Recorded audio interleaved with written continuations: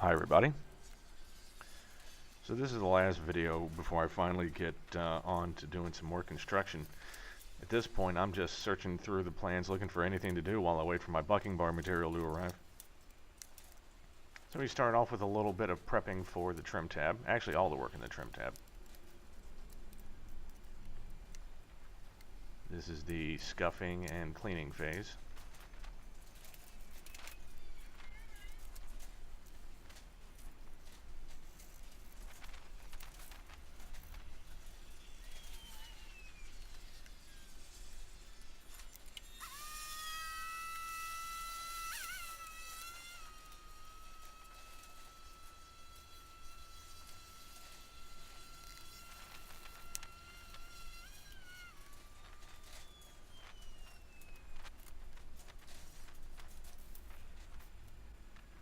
Here I'm just doing a little bit of priming of the front spar since it's the only surface.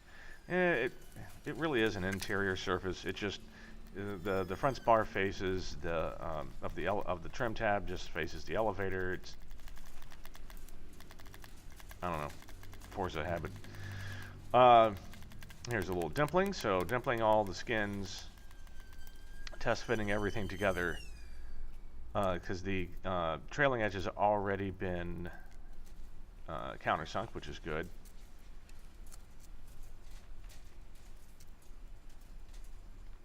And here I'm riveting the spar to the bottom skin along with the trim tab. Let me look up. I don't want to get this wrong.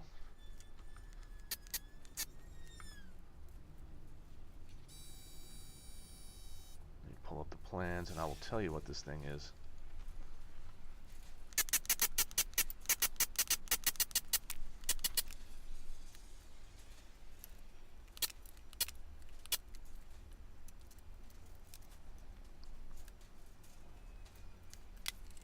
Yes, okay, the trim tab horns. Wait.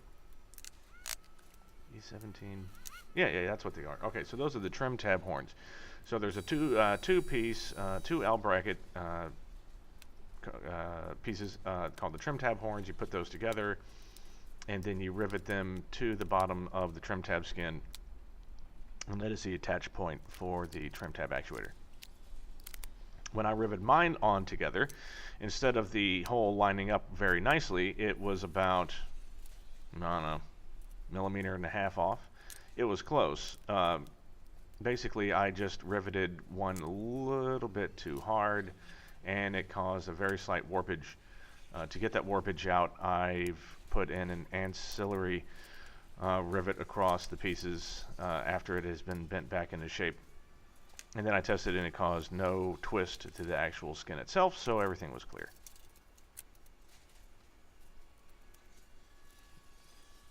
Sound confusing? It is to me. I'm just lucky to be here.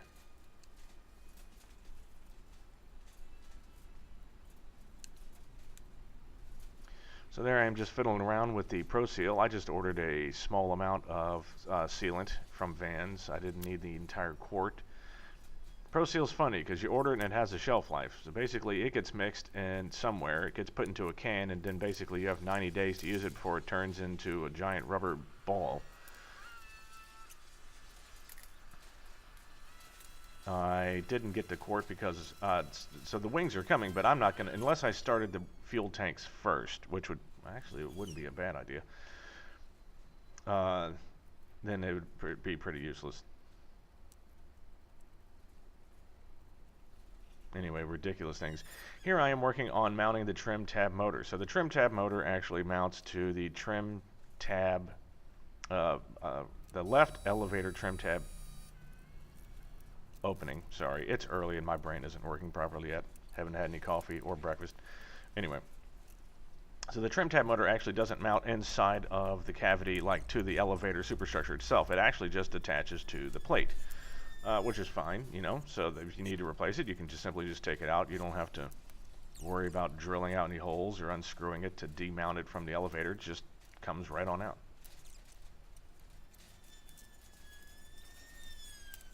There's a plate, and then there's a couple of trim tab, basically like side mounting brackets for the motor, and then the motor sits on top and mounts with 4 pop rivets. You attach the arm with a nice pin and cotter pin system, a couple of washers. It's a 12-volt system, but you can hook it up to any voltage lower than that, and it will run. It'll just run slower than normal.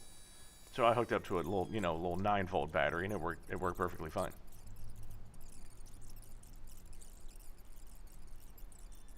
One of the complaints I've heard about electric trim is that it's not delicate enough.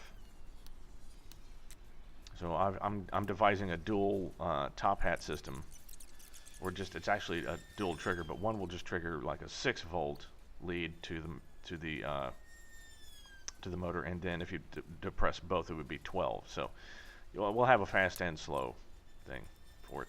Anyway, so after this, I finally get my bucking bar, and we start working on some real construction. So I'll see you then.